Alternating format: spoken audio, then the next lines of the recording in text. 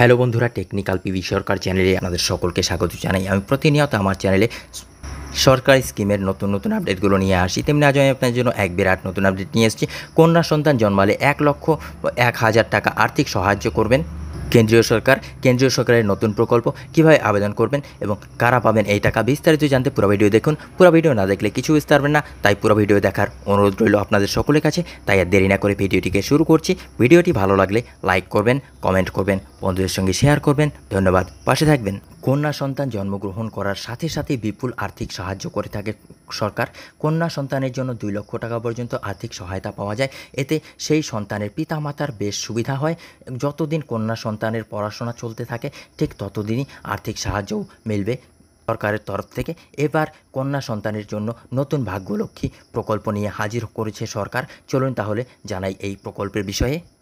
ভাগ্যলক্ষ্মী প্রকল্পের আওতায় কন্যা সন্তানের জন্মানোর সাথে সাথেই সরকারের তরফে কন্যা সন্তানের অ্যাকাউন্টে 50,000 টাকা দেওয়া হয়ে থাকে। তবে এই টাকা বন্ড আকারে দেওয়া হয়। কন্যা সন্তানের 21 বছর বয়স হলে বন্ডের অর্থরাশি দাঁড়ায় 2 লক্ষ টাকা।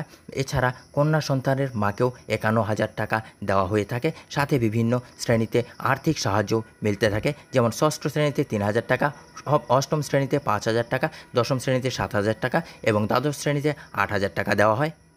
2 জন কন্যা সন্তান থাকলেও মিলবে এই সুবিধা। তবে বাড়ির সমস্ত মেয়ে এই সুবিধা করতে পারবেন না।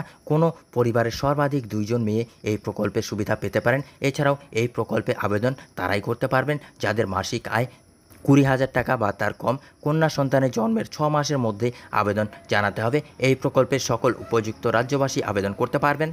এক্ষেত্রে জানিয়ে রাখি যে এই ভাগ্যলক্ষ্মী প্রকল্পের শুরু করেছে উত্তরপ্রদেশ সরকার। সেই রাজ্যের রাজ্যবাসীরাই আবেদন করতে পারবেন। এই প্রকল্পে আবেদন করতে হবে ভাগ্যলক্ষ্মী যোজনার নির্দিষ্ট ওয়েবসাইটে গিয়ে।